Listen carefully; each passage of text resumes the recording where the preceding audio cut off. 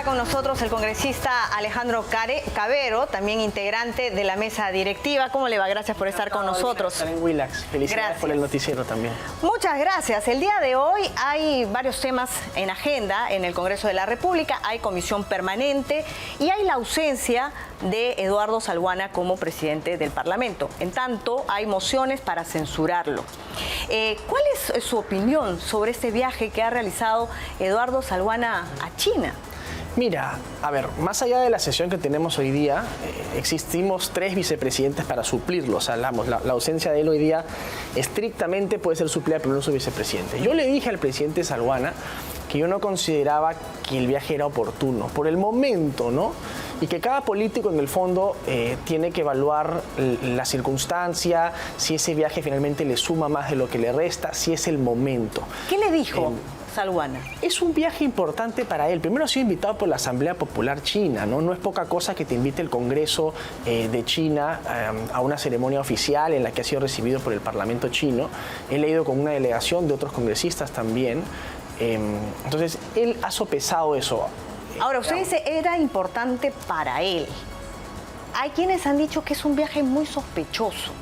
¿Con quién y para qué? ¿Qué otra agenda paralela puede motivar un viaje donde deja todo y frente a la crítica recorta los días, pero es la urgencia?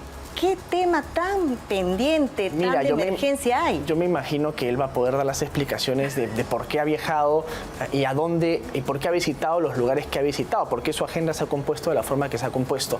Eso tendrá que explicarlo él. Ahora, no creo que hay que, digamos, China es el principal socio comercial del país, ¿no? Hay una serie de aspectos importantísimos que en el Perú se están evaluando con respecto a China, desde Chancay, desde las zonas económicas especiales, cuyo autor es el presidente Salguana. ¿No? Pero también hay muchos rubros en donde probablemente se requieran de decretos legislativos. Entonces resulta muy sospechoso que viaje esta comitiva y claro, siempre hay el cuestionamiento que los parlamentarios no están permitidos o están prohibidos de recibir donaciones o dádivas. Pero tratándose de China, usted sabe que esas donaciones o esos regalitos no son privados. Lo importante es que todo sea transparente. O sea, cuando él vuelva de su viaje tiene que decir, mire, yo he ido a este lugar, hemos conseguido estos acuerdos, hemos recibido estas propuestas, estas ideas, porque lo que genera sospecha precisamente es que no se diga. Si se dice, oye, he ido a tal lugar, a tal lugar, a tal lugar y he hecho esto, esto y esto, la gente no tendría por qué sospechar si hay transparencia y hay rendición de cuentas, ¿no? Eso es lo importante. En otro congreso. Pero en este Congreso parece que no, las cuentas no están muy claras. Tiene que haber, cada político responde por sus acciones, cada grupo político responde por la gente que trae, cada congresista responde por sus votos, por sus nichos, por sus acciones, ¿no? Eso era justamente lo que le iba a preguntar, ¿no? Yo escucho más de un parlamentario que dice, cada uno responde por sus acciones, por su voto. ¿Por qué nadie, hasta el día de hoy en el Congreso, se anima, por ejemplo, a denunciar constitucionalmente a otros cuestionados? Y que los hay por montón, empezando por los mochasueldos.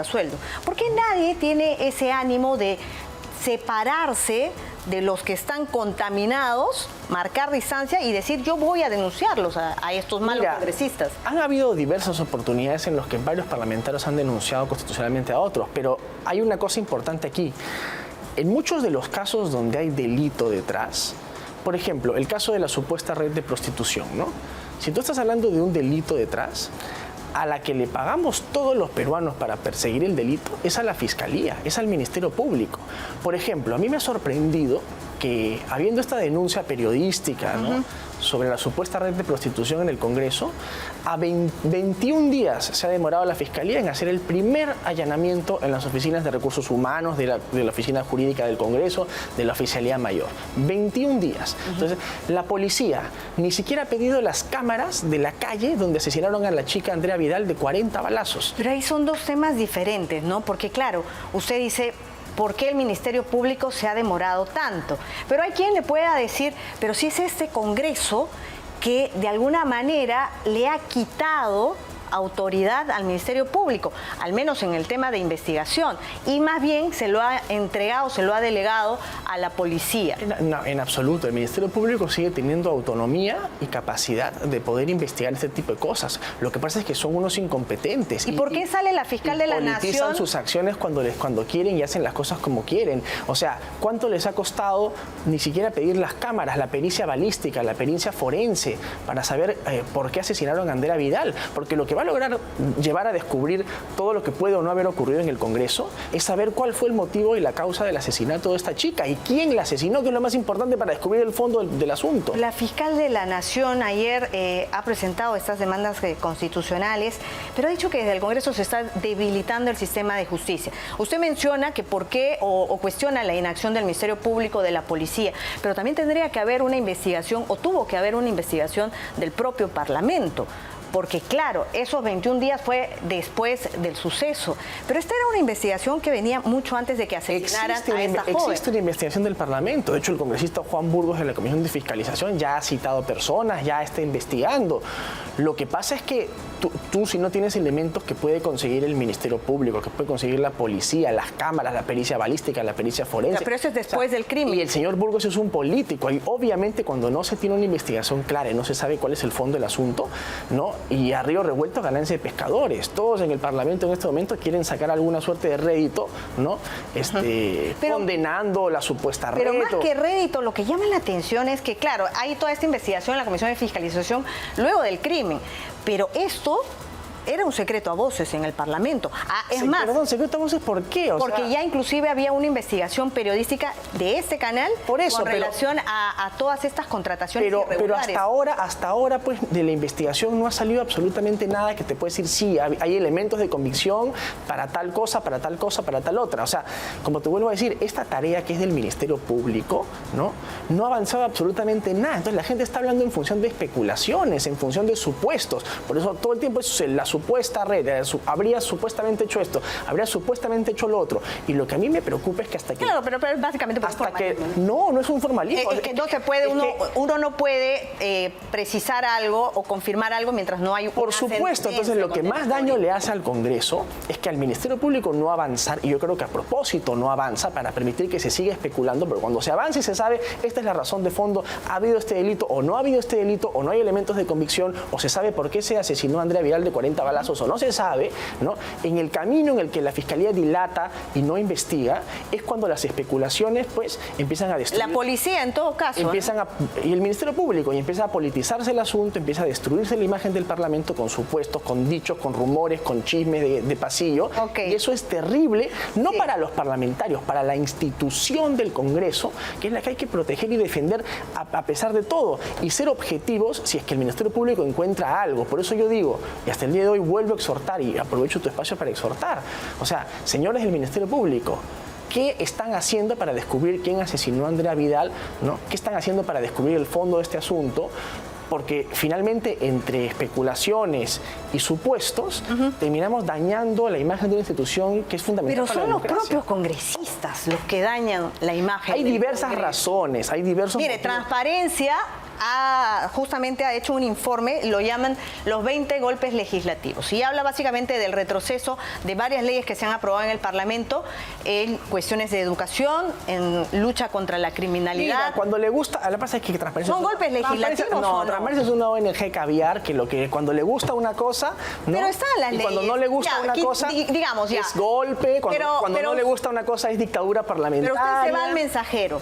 Es que tiene mucho que ver, porque hay mucha politización del asunto. Pero estas leyes, hablemos objetivamente, ¿qué ley y qué asunto? Estas demandas constitucionales que ha presentado el Ministerio Público ante el Tribunal Constitucional, eso es otra fuente. ¿Qué va a decir también usted? Que no, que las demandas competenciales, por ejemplo, que ha presentado el Ministerio Público, tendrán que resolverse en la instancia. Yo lo que siempre he dicho es que cuando existe una discrepancia sobre si el Parlamento ha utilizado bien, por ejemplo, su potestad de inhabilitar políticamente a un determinado funcionario, y eso se cuestiona, perfecto, se cuestionan las instancias correspondientes y eso lo decide el Tribunal Constitucional.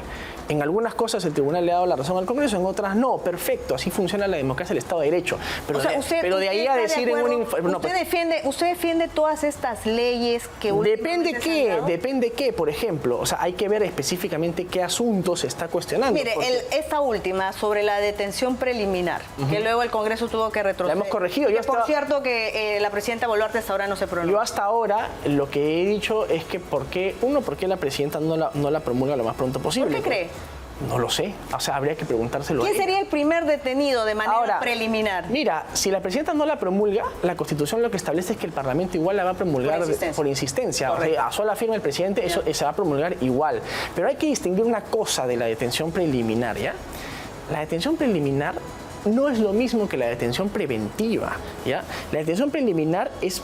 Lo único que decía la ley que nosotros hemos derogado, la original, es que la detención preliminar debe hacerse en casos de flagrancia. ¿Ya? O sea, te chapan con el celular, robando el teléfono en la calle, ya, detención preliminar. En ese interín de 10 días en los que te detienen preliminarmente, te pueden dar a ti prisión preventiva, que tiene mandatos de hasta 36 meses. Pero esa detención ¿ya? preliminar sirve para justamente recabar información y, de alguna manera, salvaguardar... Eso es relativo, porque la detención preliminar, cuando te chapan en Francia, te dicen, ok, usted, señor, en flagranza te detenemos preliminarmente para ver si te damos o no mandato de prisión preventiva, que tiene que ver con que hayan elementos de convicción y con que haya peligro de fuga, no por cualquier razón te pueden dar mandato de prisión preventiva. Correcto. La preliminar básicamente es debería en teoría ser para cuando te chapan en flagrancia. Eso de recabar información mientras tú estás detenido es una forma pues de tenerte a ti... Para para evitar la obstrucción. O para tenerte encerrado y que venga el fiscal y te diga, ¿sabes qué? Si tú quieres ser colaborador eficaz, te damos menos pena, no sé qué. Entonces, sirve para también, en muchos casos, no digo en todos, pero por eso te digo que el Ministerio Público ha estado utilizando esta figura de manera política, de manera arbitraria, y eso al final le hace daño al sistema de justicia. Pero han retrocedido ustedes bueno, porque finalmente lo que termina ocurriendo es que lo que yo vuelvo a exhortar y lo que exhorto siempre es que la justicia se utilice prudente e institucionalmente. En el país hemos ido a utilizar la justicia de manera arbitraria, politizada, ¿no? Para mis amigos todo, para mis enemigos la ley, ¿no? Y esto no tiene que funcionar así.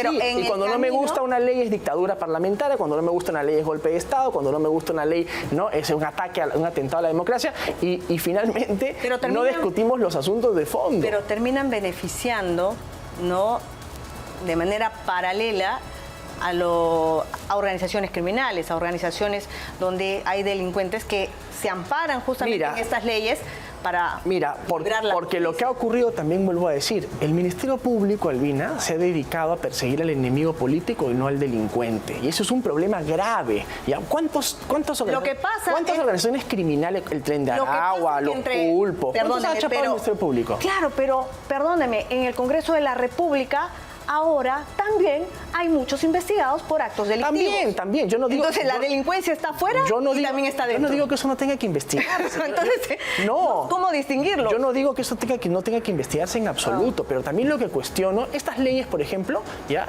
tendrán pues 6 meses, ¿no?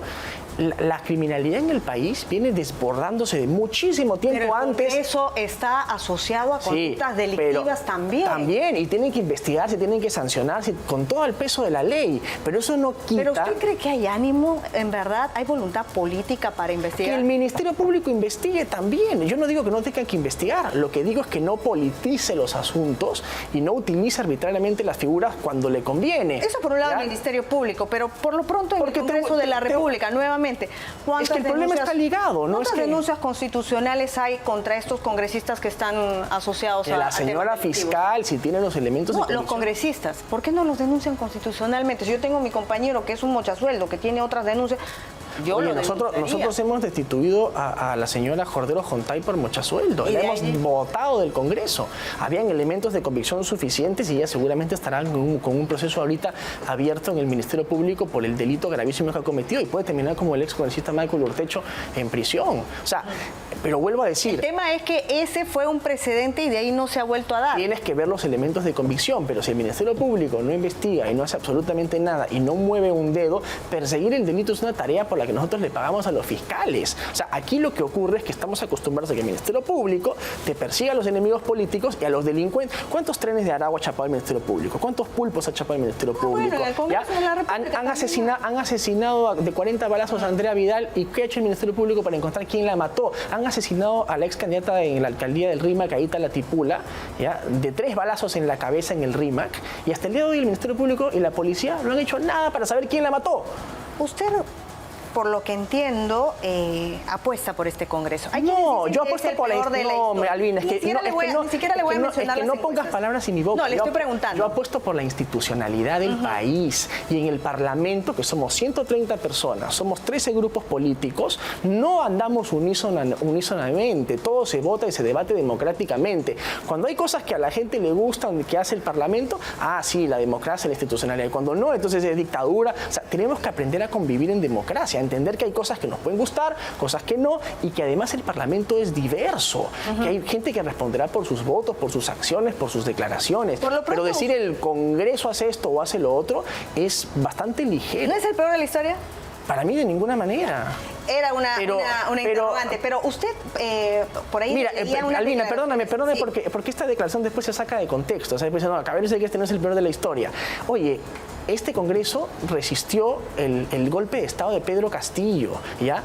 O sea, este Congreso pudo nombrar el Tribunal Constitucional que no había nombrado, que estaba vacante hace 7 años, ¿ya? Ratificamos a Julio Velarde en el Banco Central de Reserva. O sea, nosotros nos enfrentamos a un señor que estaba destruyendo la economía y la democracia peruana como Pedro Castillo. Entonces, hay mucha gente que califica ligeramente al Congreso y daña en el camino por oportunismo político la institucionalidad del Parlamento. Eso es terrible para el país. Usted ha señalado de que en el caso justamente de las contrataciones irregulares que de alguna manera dio pie también a toda esta investigación por presunta red de prostitución en el Congreso, usted ha exigido que se muestre el plan que tiene el que ha entrado a reemplazar a Torres Saravia. Así es. ¿Ya ha tenido respuesta?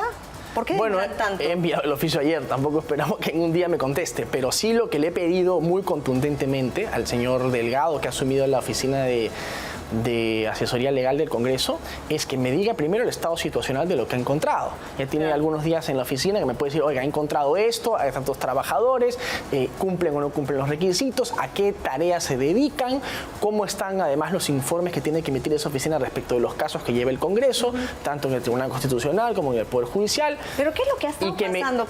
Y que me diga cuál es su plan, porque de nada sirve salir a decir yo soy la reserva moral y voy a arreglar la oficina si es que no tienes un plan concreto y acciones claras de qué cosa vas a hacer. Pero eso es en paralelo a las acciones que se tomen desde la mesa directiva, porque finalmente las reglas para las contrataciones se dan o pueden cambiar. Bueno, que nos diga qué quiere hacer, pues, o sea, que nos diga, pero porque lo más importante para que la mesa tome una decisión es que nos diga, ok, quiero hacer esto he encontrado y esto es mi plan de la organización, ¿no? Perfecto, ahí verá si la mesa lo apoya, le da el respaldo político de respecto a lo que quiera hacer. Pero esto no hay un cheque en blanco, no es que usted vaya a la oficina y haga lo que usted quiera.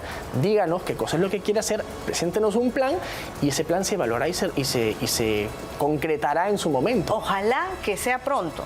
Ojalá, yo quiero que me lo mande pronto, por eso le he pedido un informe ayer y además el oficio dice explícitamente que me lo puede entregar en el más breve plazo posible. Y yo precisamente porque quiero que este asunto no solamente tenga acciones claras, ¿no?, sino que el Ministerio Público avance rápidamente para poder llegar al fondo del asunto, porque entre especulaciones, dichos y supuestos se sigue dañando la imagen del Parlamento y de la institucionalidad del país. Lo que sí es que sí tienen que cambiar, al menos esta mesa directiva, el tema de las contrataciones, porque han sido irregulares, porque no reúnen el perfil y porque es conocido que en el Congreso de la República ya no hay el tarjetazo por el que hay ahora, pero sí hay el dedazo, ¿no? El personal. A ver, en el Congreso, Albina, es que hay mucho desconocimiento también de cómo funciona el Congreso. En el Congreso hay requisitos por puestos, hay diversas categorías de puestos. Se saltan los requisitos. No, es que, a ver. Perfil profesional, Albina, eran universitarias o técnicas. Eran técnicas, pues, porque no tenían la categoría. Las chicas que estaban en la supuesta no eran asesoras, eran técnicas. Entonces, claro, yo al final digo, ese perfil tiene ciertos requisitos. Hay distintos perfiles para distintos puestos. Entonces, yo lo que le he pedido al señor Delgado es, dígame usted, ¿esas chicas cumplían o no cumplían? ¿no? Las personas que trabajan cumplen o no cumplen los requisitos, y eso es lo que se tiene que informar, y si hay alguna propuesta de la organización, bienvenido sea. Sí, pero y vamos a estar atentos. Ojalá tengamos la oportunidad de tenerlo nuevamente con encantadísimo, resultados de ese informe. Siempre. Gracias por haber venido. Lo dejamos para que se vaya a la comisión permanente. El día de sesiones, por cierto. Muy bien.